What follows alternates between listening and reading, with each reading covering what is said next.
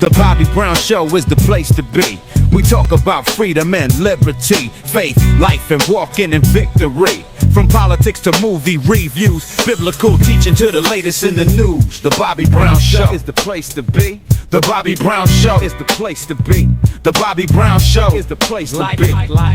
Share. Like and share. Like and share. Like and Hit the notification bell. Welcome to the Bobby Brown Show. Like and share. I'm your humble host, Robert Bob TV Brown.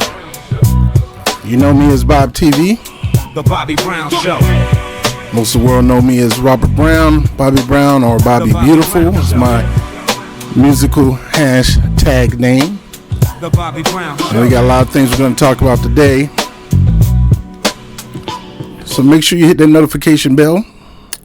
And make sure you like, share, and share with everybody on your social media space, because we're going to talk about The View today. And we're going to talk about one person in particular, and that's Sunny Hostin. Recently, Sunny Hostin went on, I guess it's called Ancestry, with Professor Gates, to go over her family tree, her bloodline. The bloodline. And before I get into this, let me hit this. Copyright disclaimer under Section 107 of the Copyright Act of 1976. Allowance is made for fair use for purposes such as criticism, comment, news reporting, teaching, scholarship, education, and research. Fair use is a use permitted by copyright statutes that might otherwise be infringing. Non-profit, educational, or personal use tips the balance in favor of fair use.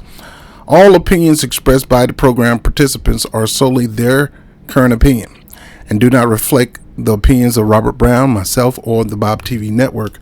We do promote our First Amendment rights, no matter if I agree or not. The program participant opinions are based upon information they consider reliable, but it is up to you. It is your responsibility to fact check on your own. And my advice is don't fact check through fact checking organization. Do your own research. So, Sunny Hostin goes on Professor Gates' program, and she found out some disturbing news. Let's get into this on this particular topic. He gave me some surprising revelations about my family history. You know, I was really reluctant. I don't know how you felt when you did it, Whoopi, but I was really reluctant to do it because I just sensed that there could be something in my family history that would be disappointing. Negative, yes. I thought I was going to have that kind of moment. And Skip had asked me to do it for a long time. And I finally decided to do it because I thought it'd be helpful for my children and my children's children to know what their real history was, you know? But what I found out was that my mother's family, while they are Puerto Rican, they actually originate from Spain. And the reason that they moved to Puerto Rico is because the slave trade had been sort of canceled in Spain and then Curacao, and then they moved all of their slaves to Puerto Rico. And so the family business, I had been told that they were printers and journalists, but they were in fact enslavers. And my mother, so a hush fell over the audience. It was deeply disappointing. And it's deeply disappointing because my mother really identified as Puerto Rican. Because she come from the land of Puerto Rico, but she was really a Spaniard. Now, mind you, this is her mother's side of the family. What we went over was her father's side of the family. Black roots go all the way back to slavery. And now we find out about her mother's side of the family. White roots, white Latino roots. Majority of Latinos are white. Yes, you got some Afro-Latinos, but anybody outside of Afro-Latinos are Caucasian Latinos. They are white Latinos. They even identify as white. You got a lot of people that identify, like a lot of Cubans, a lot of, I mean, you name it. Because the Spaniards came in, they did it to Florida, my homeland. They came to those areas and they colonized those areas and brought slaves with them, especially when they started to abolish the slave trade in those areas early in the days, way before the 1600s. They brought their slaves to a place where they can keep their slaves and continue to build their business off the backs of slaves. And that's what her family did. According to her, that's what her family did. Let's go back and listen to her. And I finally decided to do it because I thought it'd be helpful for my children and my children's Yeah, children. it's helpful to for know your what the children. real history was, you know. But what I found out was that my mother's family, while they are Puerto Rican, they actually originate from Spain. And the reason that they moved to Puerto Rico is because the slave trade had been sort of canceled in Spain and then Curacao, and then they moved all of their slaves to Puerto Rico. And so the family business, I had been told that they were printers and journalists. Family business. That's why she come from, Sonny Houston come from a family line that is pretty well to do. She never went to public high school. She went to private school. So for her to comment on the Department of Education is kind of, you can't comment on a Department of Education. And we can see why she has this brazen attitude toward black Americans. Yes, her father did grow up in slavery, but she didn't know that. She didn't know that. But now it's just in her blood. She got that slave master, slave trader in her blood, where she figured she could talk to black men any kind of way. Yeah, I'm going there. But they were in fact enslavers. And my mother, so A hush fell over the it was audience. deeply disappointing. And it's deeply disappointing because my mother really identified as Puerto Rican. She was part of the civil rights movement. And People always say that, but you got to show me proof. Everybody talk about their parents were part of the civil rights movement. How? You got any evidence of your parents and any kind of civil rights fight, or because they did take pictures back then, civil rights organization passing out flyers? Where are the pictures of those people fighting for those rights? And see, my dad was in Vietnam, so he didn't do that. That was his civil rights fight, you know. But where everybody talking about their parents fought in the civil rights movement, I need to see evidence. I'm not just going to take your word for that. That's just a word. So anybody can say that just to sound like they down. But Sonny, where's your proof that she fought in the civil rights movement? she was deeply ingrained in black culture. And She was deeply ingrained in black cultures. Now, by her father being black, I can see why she was deeply ingrained in black culture, because she married a black man. You can't help but. And I'm quite sure he was ingrained in Puerto Rican culture because he was married to her. Now, look, I got to be truthful. Puerto Ricans and blacks do kind of coexist more than blacks and whites. We have more of a cohesion together, especially here in New York City. But even in Florida, when I was coming up, my best friend was a Mexican, and we gelled together. House full of Mexicans, but I can go over there and chill out. He can come over to my house and chill out, because that's just how it was back in Florida. Florida's known to have Cubans, Mexicans, and Puerto Ricans. We gelled together in some cases, but in some cases there were tensions. You know, you had gangs. You had the Puerto Rican gangs. You had the vice lords and things like that. You know, and the Latin Kings, you know, and they were kind of territorial. So let me get back to Sonny. I'm just running off the cuffs. identified herself as black for race, but Hispanic for ethnicity. Okay. But her race is white. She's European. Yeah. I know. It's Yeah. weird because when you look at her, my mother's blonde and she has light eyes, and my whole family. That's because most Spaniards, most Puerto Ricans, most Dominicans, most Costa Ricans, most of them are considered Latinos, are considered Caucasians by bloodline. Most of them, because of their oppressors, who did what oppressors do: oppress people, manipulate them, use them, rape and pillage them, hoard them, breed them. Family looks like that. So I think inside I sort of knew that this was my history, and that's probably why I didn't want to do it. And I spoke to my mom about it. She was deeply disappointed. She actually cried about it. And then she said, maybe that's why I have been so connected to black culture, because it's an atonement in my spirit. And I received that. I also found out that, and there were That ain't gonna work. You was connected to black culture because you like that black soul pole. You like the black soul pole. You like you like that dog. You like them dog. Hey, a lot of Latino women like black men, and a lot of black men like Latino women.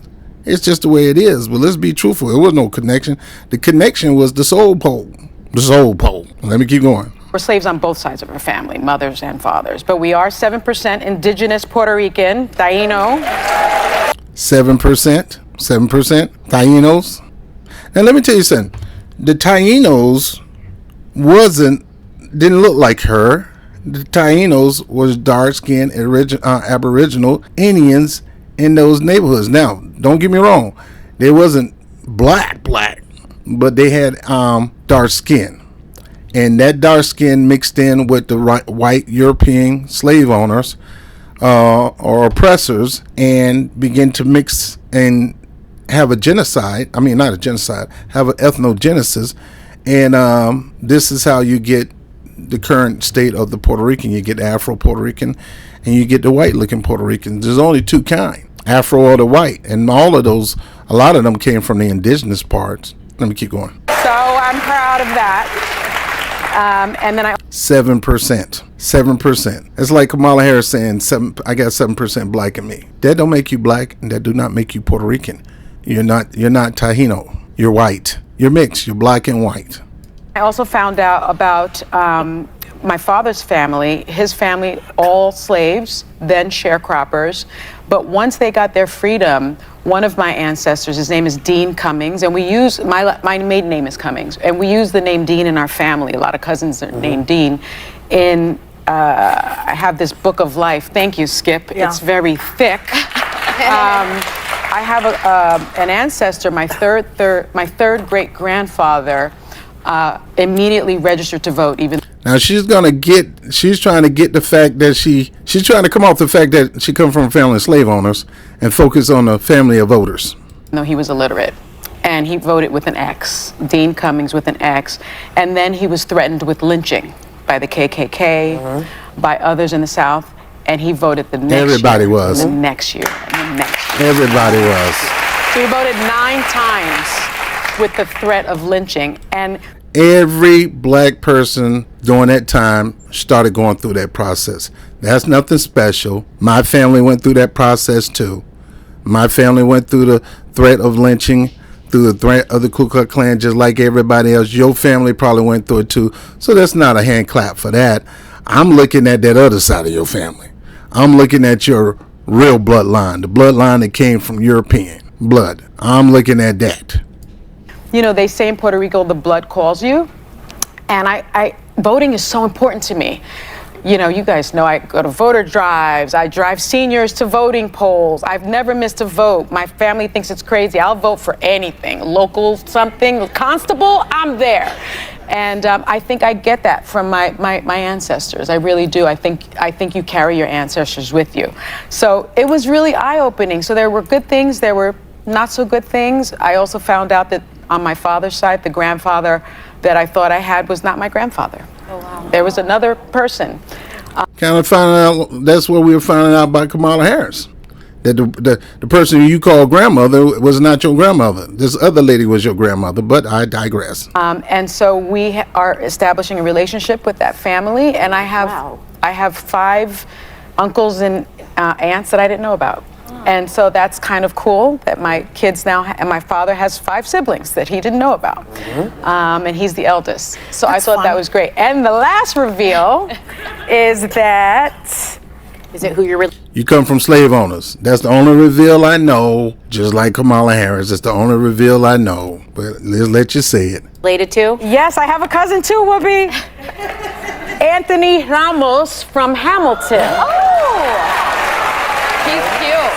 Isn't he cute?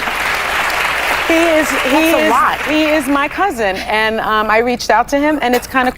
So he got slave owners in his family. Girl, that ain't no good news. Cool, because he was the youngest actor in the original Broadway play of Hamilton, and he is multi-talented. And I've interviewed him before, but I didn't know we were cousins. I interviewed him for the Puerto Rican Day Parade. I hope that they still let me host the Puerto Rican Day Parade. Well, you have a little... Yeah.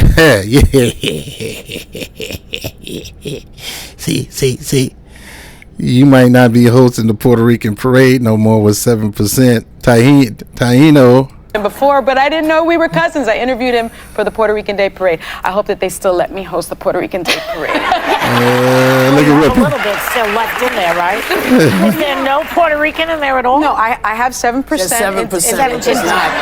7%. That's like Elizabeth Warren talking about she's Native American. Girl, sit your behind down. You're a $5 Indian. And indigenous, but the thing about Puerto Rico is Puerto Ricans are Spanish, they're Native American, and they're African. Right. And so my family just happens to have more of the Sonny, how does this change you, though? You mentioned your mom. The conquerors, that's right. The conquerors, the conquistadors, slave traders.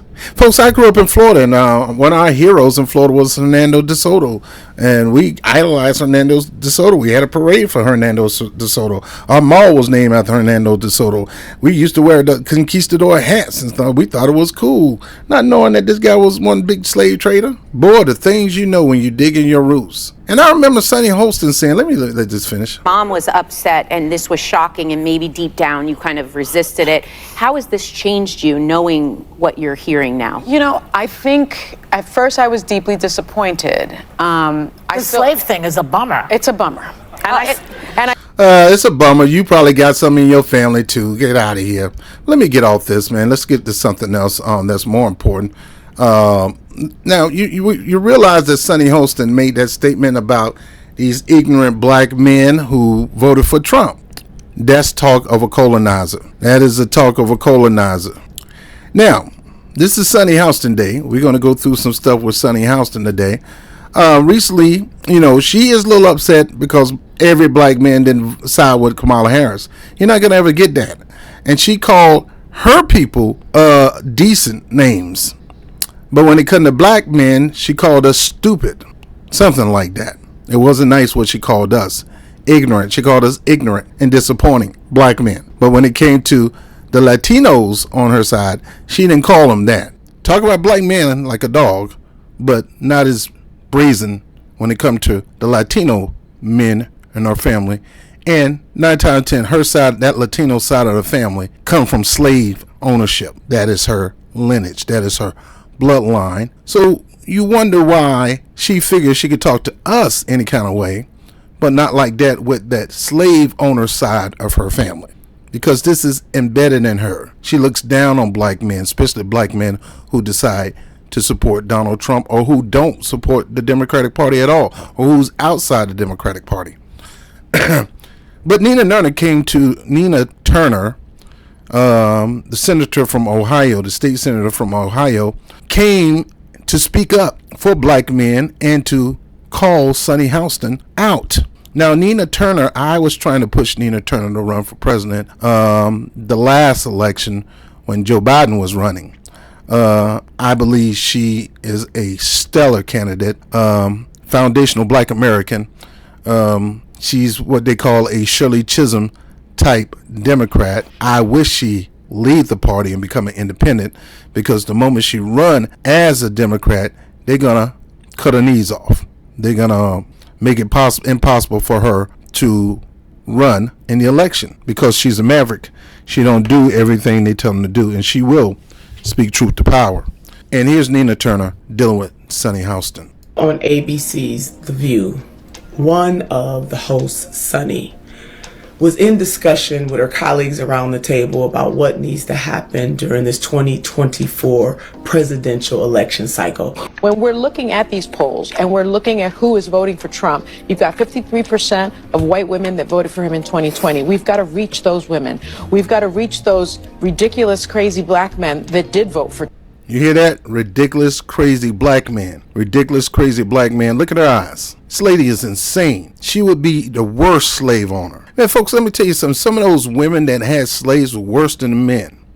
Had no mercy for the slaves. And that's that conquistador slave lineage in her coming out. For Trump. We've got to reach those people. We've got to reach the Cuban men in Miami that overwhelmingly voted for Trump.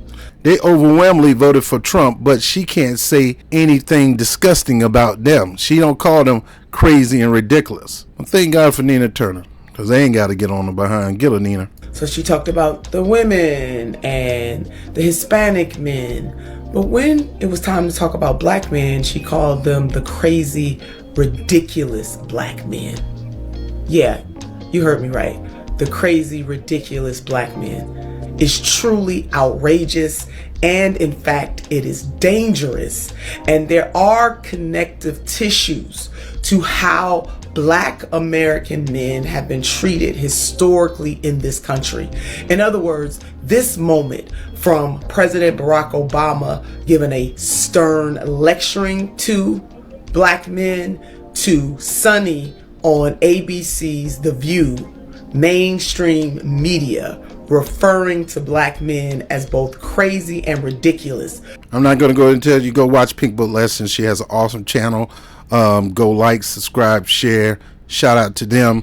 But that's the whole point. Sonny Houston think just because she got black in her, she could talk bad about black men. But you got Latino in you. You 7% Puerto Rican. You 7% Taino. You only Puerto Rican because you're born in Puerto Rico. That make you Puerto Rican. See, folks, Puerto Rican is not really a color. Puerto Rican is a nationality. You come in all different colors. And a lot of people that come from Puerto Rico come from Spaniards, white Spaniards, conquistadors, slave traffickers, slave owners. Some of them was even renegade pirates, jumping on other people's ships and killing them and taking over their ship and enslaving the people on that ship and taking whatever's on that ship. That's her lineage. And you wonder why she feel free to talk about black men like that. Ridiculous and crazy black men. But nothing to say about the people who you're so proud to represent at the Puerto Rican parade. Because she was wondering, I hope you still let me go to the Puerto Rican parade. You 7% Taino. 7%. 7. Girl, you can't be in the parade. You can't represent the parade, and it'll be foolish for them to let you represent the parade when you're 7%. See, I go back to what I'm saying. My mama black, my daddy black. Now, we got some Native American Indian on my daddy's side, but those was black, indigenous, Native Americans. So at the end of the day, my family's black, mama and daddy. I don't have a white side and a black side. I don't have that. That's not my story. I'm not multiracial, interracial. I'm black. Blackity black, black, black. I'm proud of it. Sonny Houston. Right? We got a whole lot to deal with Sonny Houston and a host of other people. We are not going to let her talk about black men like a dog. She's so deranged with Trump derangement syndrome, TDS. She got it to the highest core that if Trump decided to go on The View, they wouldn't let him on there because they hate him. If he want to come to make peace, they wouldn't let him on there, and they definitely would have to tell Sonny to stay home because she's so fried in the brain, she's so baked that she probably would try to harm that man thinking she's doing something great for the country, saving the country. Girl, if you don't sit your Spaniard slave trading blood behind down, watch your mouth on talking about black men. You do not have the right to talk to black men like a dog. You don't have the right to talk to Latino men like a dog. You just need to hush and be quiet. Your family came from slave owners. I guess that means you need to shut the up. Shut the Like, subscribe, share, hit the notification bell. I'm Bobby Brown with the Bobby Brown Show. I'll holler at you later.